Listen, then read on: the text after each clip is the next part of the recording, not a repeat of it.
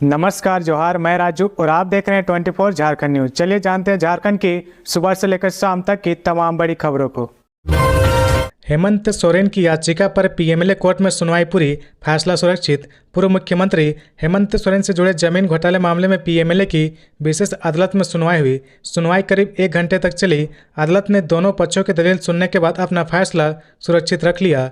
हालांकि फैसला सुनाने की तारीख अभी तय नहीं हुई है। गौरतलब है कि इस मामले पर 23 अप्रैल को सुनवाई हुई थी, जहां कोर्ट ने ईडी से कुछ सवाल किए थे, जिसके बाद जवाब दाखिल करने के लिए कोर्ट ने ईडी से 1 सप्ताह का समय मांगा था, जिसके बाद सुनवाई की तिथि बुधवार यानी 1 मई को रखी गई थी। गौरतलब है कि याचिका में दावा किया गया कि प्रवर्तन निदेशालय द्वारा जमानत में लगातार देरी की जा रही। ऐसा इसलिए क्योंकि हेमंत सोरेन चुनाव प्रचार के लिए जेल से बाहर न आ सके।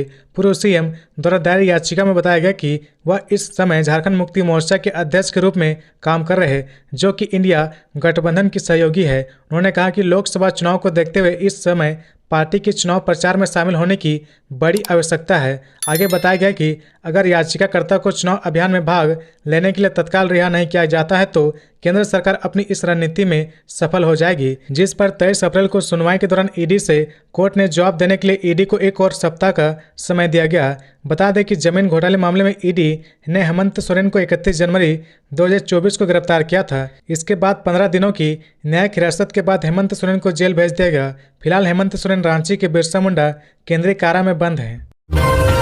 हजारीबाग लोकसभा सीट से जेपी पटेल ने किया नामांकन।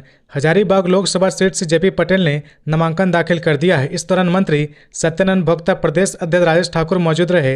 नामांकन के बाद सभा का आयोजन किया गया, जिसमें सीएम चंपई सोरेन, मंत्री आलमगीर आलम, बन्ना गुप्ता मंच पर मौजूद है। इस दौरान सीएम ने कहा कि ये लोग जिस चीज की गारंटी दे रहे समझ ही नहीं आ रहा। सीएम ने कहा, तानाशाही सरकार ने देश के लिए कुछ नहीं किया, केवल पूंजीपतियों के लिए केंद्र ने काम किया है।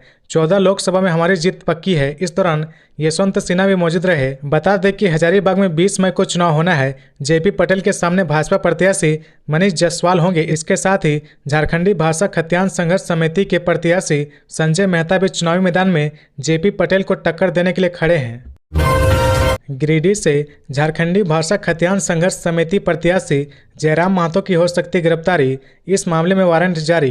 गिरिडीह से झारखंडी भाषा खतियान संघर्ष समिति प्रत्याशी जयराम महतो पर गिरफ्तारी की तलवार लटक रही है। सूत्रों से मिली जानकारी के अनुसार नगरी डीएसपी बोकारो पहुंचे हैं। विधानसभा घेराव मामले में उनकी गिरफ्तारी हो सकती है। उनके खिलाफ अरेस्ट वारंट जारी किया गया है। नगरी थाने के केस संख्या 4822 में जयराम पर गिरफ्तारी की तलवार लटकी है। गौरतलब है कि जयराम महतो बुधवार को गिरिडीह से झारखंडी भाषा खतियान संघर्ष समिति के प्रत्याशी के तौर पर अपना नामांकन दाखिल किया है। गिरफ्तारी को लेकर बातचीत में जयराम महतो ने कहा कि मेरी गिरफ्तारी महज एक साजिश है। कोई नया लड़का राजनीति में आया है जो झारखंड के मुद्दे पर बात करते हैं, विद्यार्थियों के साथ खड़ा होता है तो इनकी हालात खराब हो चुकी है। आज 2 साल पुराना केस उठाकर नॉमिनेशन के लिए समस्या उत्पन्न की जा रही। उन्होंने बताया कि 2 साल पहले का मामला है। खबरों में आगे बढ़ने से पहले अगर अभी तक आपने इस चैनल को सब्सक्राइब नहीं किया तो प्लीज सब्सक्राइब कर ले, जिससे झारखंड की हर छोटी सी बड़ी खबर की अपडेट आप तक पहुंचता रहे। झारखंड के 18 जिलों में हीट वेव का ऑरेंज अलर्ट, 45 डिग्री के पार जा सकता है तापमान।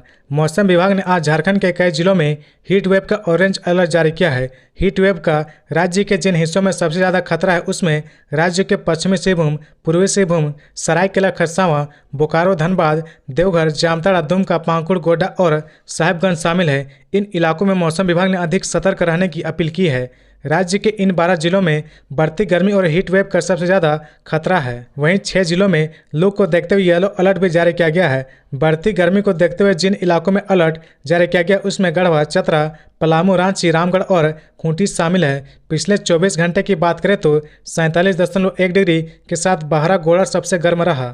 2 और 3 मई को सतर्क रहने के लिए मौसम विभाग ने येलो अलर्ट जारी किया है। इस दौरान राज्य में गढ़वा, चतरा, पलामू, रांची, रामगढ़ और खूंटी के इलाकों में हीट वेव को लेकर अलर्ट जारी किया गया है। वहीं 3 मई को सरायकेला खरसावां, पश्चिमी सिंहभूम, पूर्वी सिंहभूम जिले में हीट वेव को लेकर येलो अलर्ट जारी किया गया है। 4 मई के बाद से मौसम कैसा होगा इसे लेकर मौसम विभाग ने अभी किसी तरह का अलर्ट जारी नहीं किया है और न ही कोई अनुमान लगाया है।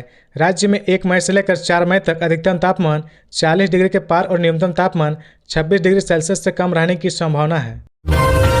मनीष जायसवाल ने हजारीबाग लोकसभा सीट से किया नामांकन। हजारीबाग लोकसभा सीट से भाजपा के प्रत्याशी मनीष जायसवाल ने नामांकन कर दिया है। इस दौरान बीजेपी के कई नेता उनके साथ रहे। नामांकन से पहले उन्होंने जनसभा को संबोधित किया। जनसभा में राजस्थान के मुख्यमंत्री भजन लाल शर्मा मौजूद थे। जनसभा को संबोधित करते मनीष जायसवाल ने पीएम मोदी के तारीफों के पुल बांधे और इंडिया गठबंधन पर कटाक्ष भी किया। इस दौरान मनीष जायसवाल ने अटल बिहारी वाजपेयी की कुछ पंक्तियां भी पढ़ी। मनीष जायसवाल ने कहा कि भारत में पहली बार ऐसा पीएम देख रहा जो रुद्राक्ष की माला पहनता है। इंडिया गठबंधन का एक भी नेता अयोध्या नहीं गया। आचार्य प्रमोद ने हिम्मत की तो पार्टी ने उन्हें बाहर निकाल दिया। जो राम का नहीं वो किसी का नहीं। बता दें कि हजारीबाग में 20 मई को चुनाव होना है। मनीष जायसवाल का सीधा मुकाबला जेपी पटेल से होने वाला है। झारखंड कांग्रेस के अध्यक्ष राजेश ठाकुर को दिल्ली पुलिस का नोटिस। अमित शाह का एडिटेड वीडियो शेयर करने का आरोप। अमित शाह का एडिटेड वीडियो शेयर करने के आरोप में झारखंड प्रदेश कांग्रेस कमेटी के अध्यक्ष राजेश ठाकुर को दिल्ली पुलिस ने नोटिस जारी किया है। दिल्ली पुलिस के स्पेशल सेल ने उन्हें 2 मई को दफ्तर में हाजिर होकर अपना पक्ष रखने को कहा। राजेश ठाकुर को झारखंड कांग्रेस के ऑफिशियल ट्विटर अकाउंट पर गृह मंत्री अमित शाह का एडिटेड वीडियो शेयर करने के सिलसिले में पूछताछ के लिए बुलाया गया है। राजेश ठाकुर को Delhi police IFSO special cell ने नोटिस जारी किया है। मीडिया में आ रही खबरों के मुताबिक झारखंड कांग्रेस अध्यक्ष राजेश ठाकुर को CRPC की धारा 91 के तहत नोटिस जारी कर 2 मई को दिल्ली कार्यालय में उपस्थित होने के लिए कहा गया है। बता दें कि इसी मामले में राजधानी के अरगोड़ा थाने में शैलेंद्र हजारा के खिलाफ मुकदमा दर्ज किया गया है। बीजेपी युवा मोर्चा के कार्यकारी मंत्री संजय कुमार मेहता के खिलाफ आवेदन पर यह केस दर्ज किया गया है। कुछ दिनों पहले सोशल मीडिया पर अमित शाह की स्पीच का एक वीडियो वायरल हो रहा था। इसमें अमित शाह को कथित तौर पर वे लोकसभा चुनाव के बाद ST और SC का आरक्षण खत्म करने की बात कर रहे। बाद में इस वीडियो की जांच की गई। जांच में पाया गया कि वायरल वीडियो पिछले साल यानी 2023 की किसी जनसभा का है। इसमें अमित शाह मुस्लिम कोटा खत्म करने की बात कर रहे। जांच में पाया गया कि यह वीडियो तेलंगाना में एक जनसभा के दौरान शूट किया गया था। इस वीडियो को लेकर बीजेपी ने चुनाव आयोग में शिकायत दर्ज कराई थी। गुमला और देवघर में भीषण सड़क हादसे में 3 की मौत। धो धो कर जली bike. Gumla Seraikela national highway में मंगलवार की देर रात टेनसेरा के पास भीषण सड़क दुर्घटना में 2 मजदूरों की मौत हो गई। मृतक मजदूर में सबू अंसारी और अब्दुल्ला अंसारी शामिल है। जानकारी के अनुसार सबू अंसारी और अब्दुल्ला अंसारी शहर में काम करने के बाद अपनी बाइक से रात अपने घर लौट रहे थे। टेनसेरा से पहले ज्ञान ज्योति स्कूल के समीप तेज रफ्तार बोलेरो ने बाइक को पीछे से धक्का मार दिया। दुर्घटना में बाइक की टंकी फट गई और आग लग गई। अनियंत्रित बोलेरो पेड़ से टकराकर क्षतिग्रस्त हो गया। पीछे से आ रहे अम्बोआ के ही 2 मजदूर अजमत अंसारी और सलमान अंसारी घटनास्थल पर पहुंचे। वे कुछ समझ पाते कि उनकी बाइक की टंकी ने भी आग पकड़ लिया और दोनों बाइक जलकर राख हो गए। अजमत अंसारी और सलमान अंसारी का इलाज गुमला सदर अस्पताल में चल रहा, जबकि बोलेरो चालक और सवार व्यक्ति के बारे में कुछ पता नहीं चल रहा। पुलिस ने बोलेरो व बर्निंग बाइक को अपने कब्जे में ले लिया है। इधर देवघर के सारठ पालोजोरी मुख्य मार्ग पर पालोजोरी थाना क्षेत्र के बासा गांव के पास सड़क हादसे में एक शख्स की मौत हो गई। वहीं 4 अन्य लोग घायल हो गए। मृतक 59 वर्षीय गोपेश कुमार सिंह बोकारो जिला के चास थाना क्षेत्र के शिवपुरी कॉलोनी का रहने वाला था। वह वर्तमान में सारठ के सेंट्रल बैंक में गार्ड के तौर पर कार्यरत था। सेना से सेवानिवृत्त होने के बाद वह बैंक में गार्ड की नौकरी कर रहा था। कोडरमा सीट से इंडिया गठबंधन प्रत्याशी विनोद सिंह ने किया नामांकन। कोडरमा से माले और इंडिया गठबंधन के उम्मीदवार विनोद सिंह ने नामांकन दाखिल कर दिया है। इस दौरान कल्पना सोरेन, राजकुमार यादव, सरफराज अहमद, सुदीप्य कुमार सोनू सहित कई नेता मौजूद रहे। कोडरमा में 20 मई को चुनाव है। विनोद सिंह का सीधा मुकाबला बीजेपी प्रत्याशी अन्नपूर्णा देवी से होने जा रहा। बता दें कि नामांकन से पहले पूर्व मुख्यमंत्री हेमंत सोरेन की पत्नी कल्पना सोरेन भी मौजूद रही। नामांकन के बाद पपरवा टांड स्थित फुटबॉल मैदान में एक जनसभा का आयोजन किया जाएगा, जिसमें विनोद कुमार सिंह और उनके साथ मौजूद सभी सहयोगी दलों के नेता सभा को संबोधित करेंगे। बगोदर समेत कोडरमा लोकसभा क्षेत्र के बड़ी संख्या में कार्यकर्ताओं, समर्थक सहित इंडिया गठबंधन के सहयोगी की भीड़ जनसभा में पहुंचेगी। बता दें कि बगोदर से 3 बार विधायक रहे विनोद सिंह वर्तमान में भी बगोदर विधायक है। उन्हें पहली बार लोकसभा चुनाव में प्रत्याशी बनाया गया है। पार्किंग व्यवस्था को लेकर विवाद को सुलझाने के लिए निर्णय। बिरसा मुंडा एयरपोर्ट पर आज से तीनों लेन होंगे 10 मिनट तक फ्री। बिरसा मुंडा एयरपोर्ट पर 1 मई से पार्किंग व्यवस्था में बदलाव कर दिया गया है, जिसके मुताबिक एयरपोर्ट पर अब तीनों लेन नंबर 1, 2 और 3 10 मिनट तक फ्री होंगे। यानी एयरपोर्ट पर प्रवेश से लेकर निकासी तक प्राइवेट व कॉमर्शियल वाहनों से 10 मिनट तक कोई चार्ज नहीं लिया जाएगा। वहीं टर्मिनल बिल्डिंग के सामने यात्री उठाने और छोड़ने यानी पिक एंड ड्रॉप के लिए पहले अधिकतम 5 मिनट का समय निर्धारित था, इसे भी बढ़ाकर 10 मिनट कर दिया गया है। इसके अलावा एयरपोर्ट पर अतिरिक्त पार्किंग स्थल का भी चयन किया गया। टर्मिनल भवन के पास जाम को कम करने के लिए लगभग 350 वाहनों के लिए अतिरिक्त पार्किंग स्थान आवंटित किया गया है। एयरपोर्ट अथॉरिटी ने यह भी कहा कि पार्किंग शुल्क के लिए एक निश्चित स्वचालित व्यवस्था लागू होगी। आने वाले समय में जल्द इस व्यवस्था को शुरू कर दिया जाएगा। एयरपोर्ट पर आए दिन पार्किंग की व्यवस्था को लेकर यात्री और पार्किंग संचालन के बीच विवाद उत्पन्न होता है। एयरपोर्ट पर आए दिन पार्किंग की व्यवस्था को लेकर यात्री और पार्किंग संचालक के बीच विवाद उत्पन्न होता रहता है। यात्रियों का आरोप था कि पिक एंड ड्रॉप में भी पैसे लिए जा रहे हैं। इसे लेकर यात्रियों द्वारा कई शिकायतें भी की जा चुकी है। एयरपोर्ट पर 30 मिनट तक रुकने का चार्ज बस व ट्रक 250 रुपये, टेम्पो मिनी बस 80 रुपये, कमर्शियल कार 35 रुपये, प्रीमियम कार पार्क 80 रुपये, पीबीटी कार एक्सयूवी 40 रुपये, 2 पहिया वाहन 15 रुपये। तालाब में डूबने से 2 बच्चों की मौत, परिजनों का रो रो कर बुरा हाल। जिले के तोरपा में तालाब में डूबने से 2 बच्चों की मौत हो गई। दोनों बच्चे मोमेरे फुफेरे भाई बहन थे। घटना तोरपा थाना क्षेत्र के जरिया पंचायत अंतर्गत गोड़बेड़ा गांव की है। मंगलवार की देर शाम यह हादसा हुआ। सूचना मिलने पर तोरपा पुलिस मौके पर पहुंची और दोनों बच्चों के शव को बरामद कर थाने ले गई। बुधवार को दोनों बच्चे के शव का पोस्टमार्टम कराया गया। स्थानीय लोगों के अनुसार गुमला निवासी हरीश महतो का पुत्र राजकुमार महतो गोड़बेड़ा निवासी अपने फूफा दशरथ महतो के घर आया हुआ था। वह दशरथ महतो की बेटी खुशबू कुमारी को लेकर अर्सी बालक मध्य विद्यालय के बगल में स्थित तालाब में नहाने गया था। काफ़ी देर तक जब दोनों बच्चे घर नहीं पहुंचे तो परिजनों ने उनकी खोजबीन शुरू की। काफ़ी देर बाद पता चला कि दोनों तालाब की ओर गए। परिजन समेत ग्रामीणों ने तालाब के पास जाकर देखा तो दोनों बच्चे तालाब के पानी के ऊपर पड़े थे। दोनों की मौत हो चुकी थी। घटना की जानकारी पुलिस को दी गई। इसके बाद पुलिस मौके पर पहुंची और शव को तालाब से बाहर निकाला गया। बच्चों का शव देख परिजन दहाड़ मारकर रोने लगे। पूरे तोरपा में मातम छा गया। बाबूलाल मरांडी ने कहा, 6 महीने बाद झारखंड में बीजेपी सरकार बनते ही 24 घंटे में क्राइम कंट्रोल होगा। झारखंड बीजेपी प्रदेश अध्यक्ष बाबूलाल मरांडी ने कहा कि 6 महीने बाद झारखंड में बीजेपी की सरकार बनते ही 24 घंटे में क्राइम कंट्रोल होगा। उन्होंने सोशल मीडिया एक्स पर एक पोस्ट जारी कर कहा कि लोकसभा चुनाव के 6 महीने बाद झारखंड में विधानसभा के चुनाव होने हैं।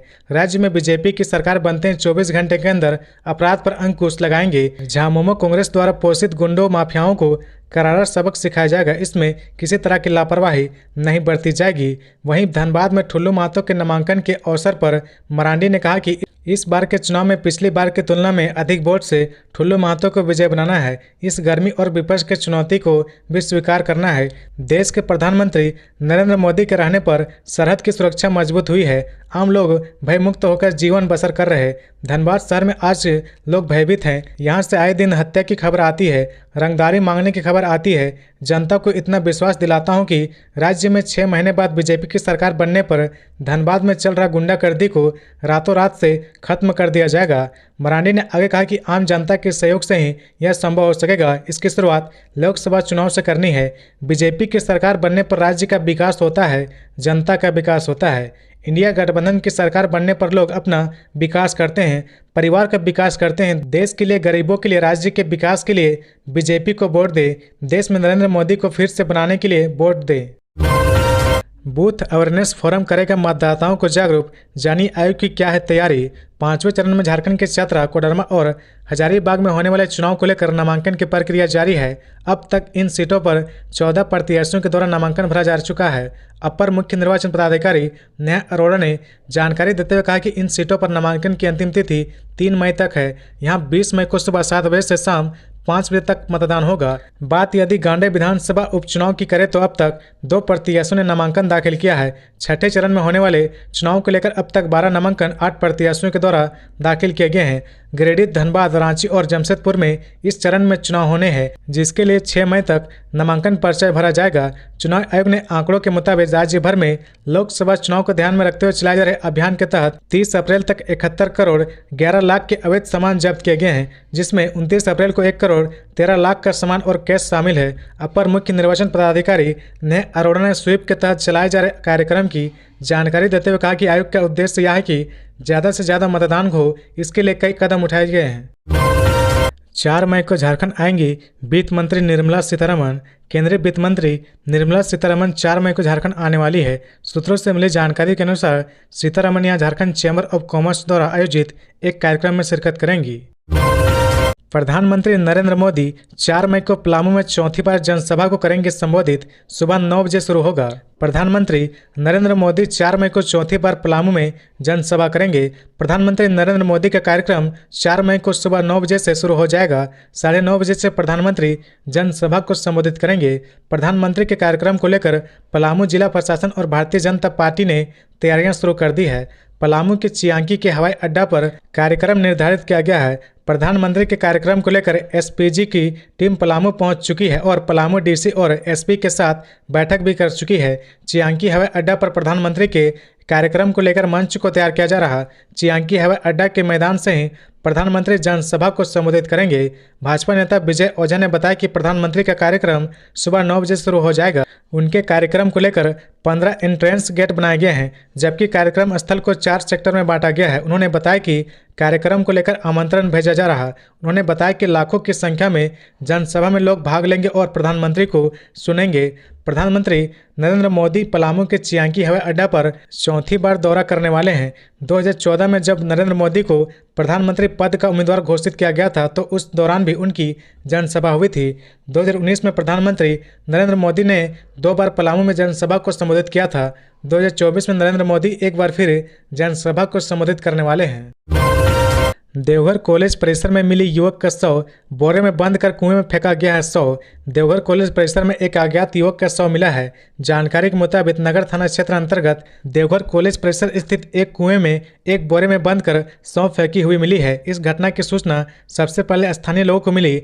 लोगों ने घटना की जानकारी तुरंत पुलिस को दी। दरअसल देवघर कॉलेज में एक अज्ञात युवक के शव मिलने से इलाके में सनसनी फैल गई है। सूचना मिलने के बाद नगर थाने के गश्ती दल पदाधिकारी एसआई प्रेम टुडू पुलिस बलों के साथ मौके पर पहुंचे और जांच पड़ताल कर रहे हैं। घटना को देखकर लगता है कि अपराधियों ने अज्ञात युवक की हत्या कर साक्ष्य छिपाने के लिए युवक की शव को कुएं में फेंक दिया होगा।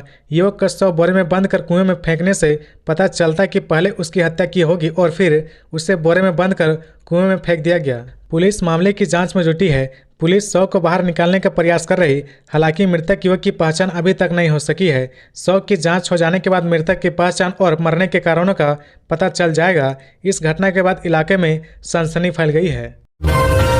पूरी आनंद विहार ट्रेन मुरी होकर चलेगी। रांची गोड्डा ट्रेन में अतिरिक्त कोच। झारखंड के रेल यात्रियों के लिए खुशखबरी है। पूरी आनंद विहार ट्रेन अब मुरी होकर चलेगी। वहीं रांची गोड्डा ट्रेन में अतिरिक्त कोच लगेंगे, जिससे यात्रियों को सहूलियत होगी। दक्षिण पूर्व रेलवे रांची मंडल की ओर से यह जानकारी दी गई है। रांची की ट्रेनों में लंबी वेटिंग लिस्ट को देखते हुए ट्रेन संख्या 18,603, 18,604 रांची गोड्डा रांची एक्सप्रेस में अस्थायी रूप से कोच संयोजन में वृद्धि की गई है। सीआईडी ने बोकारो से एक साइबर अपराधी को किया गिरफ्तार। एनआरआई महिला के साथ की थी 43 लाख की ठगी। सीआईडी की साइबर क्राइम ब्रांच की टीम ने एक एनआरआई महिला से 43 लाख रुपए ठगी करने वाले साइबर अपराधी को गिरफ्तार करने में कामयाबी पाई है। गिरफ्तार साइबर अपराधी झारखंड के गिरिडीह जिले का रहने वाला है। पूरा मामला यूएसए के रहने वाली एक एनआरआई महिला से जुड़ा हुआ है। एनआरआई महिला ने डीमैट अकाउंट से संबंधित सहायता के लिए आईसीआईसी बैंक के कॉल सेंटर के नंबर पर कॉल किया था। जब कॉल सेंटर में फोन नहीं लगा तब महिला ने गूगल से टोल फ्री नंबर निकालकर उस पर कॉल किया, लेकिन वह नंबर साइबर अपराधियों का निकला। साइबर अपराधियों ने एनआरआई महिला को अपने झांसे में लेकर अलग अलग फर्जी नंबर से फ़ोन किया और सहायता के नाम पर महिला के फ़ोन पर एनीडेस्क इंस्टॉल करवाकर फ़ोन के एक्सेस ले लिया। इतना ही नहीं, कई फर्जी एप्लीकेशन डाउनलोड करवाकर महिला के खाते से धीरे धीरे सहायता के नाम पर 43 लाख रुपए निकाल लिए। ठगी के बाद महिला ने आईसीआईसी बैंक में शिकायत दर्ज की थी, जिसके बाद बैंक के द्वारा साइबर थाने में इस मामले को लेकर एफआईआर दर्ज कराई गई थी। जमशेदपुर में मिला स्वाइन फ्लू का संदिग्ध मरीज। जमशेदपुर में स्वाइन फ्लू का संदिग्ध मरीज मिला है। शहर के परसूडी के नामोटोला में स्वाइन फ्लू का संदिग्ध मिला है। संदिग्ध मरीज का इलाज टाटा मोटर्स अस्पताल में चल रहा। जानकारी के अनुसार सर्दी, खांसी, बुखार और सांस लेने में परेशानी के बाद मरीज को अस्पताल में भर्ती कराया गया, जिसके बाद सर्विलांस टीम ने अस्पताल पहुंचकर मरीज का सैंपल लिया, जिसे जांच के लिए MGM मेडिकल कॉलेज भेजा गया। गौरतलब है कि हमारी रोग विशेषज्ञ डॉक्टर मोहम्मद असद ने बताया कि मरीज को सीवियर एक्यूट रेस्पिरेटरी इलनेस के संदिग्ध लक्षण मिले हैं। रिपोर्ट आने के बाद ही कुछ कहा जा सकता है। डॉक्टर मोहम्मद असद ने बताया कि स्वाइन फ्लू आम सर्दी जुकाम की तरह ही होता है। यह बीमारी वायरल है। संदिग्ध मरीज के परिजनों के बाद पता चला कि मरीज का कोई ट्रैवल हिस्ट्री नहीं है। बता दें कि इस साल जनवरी में जिले में स्वाइन फ्लू के 8 मरीज मिले थे। इसमें 5 मरीज शहर के रहने वाले थे और 3 दूसरे शहर के निवासी थे। सभी मरीज गले में खराश, सर्दी, खांसी व बुखार की शिकायत लेकर अस्पताल TMH में भर्ती हुए थे। स्वाइन फ्लू एक वायरल इन्फेक्शन है जो मूल रूप से सुअरों से मनुष्यों में फैलता है। अब यह वायरस एक इंसान से दूसरे इंसान में फैलता है। स्वाइन फ्लू के लक्षण नियमित स्वाइन फ्लू से बहुत मिलते जुलते हैं। इसमें बुखार, सिर दर्द, ठंड लगना, दस्त, खांसी और छींक आने जैसे लक्षण शामिल हैं। झारखंड में 5वें चरण के लिए 14 लोगों ने किया नामांकन। 71.11 करोड़ से अधिक जब्त।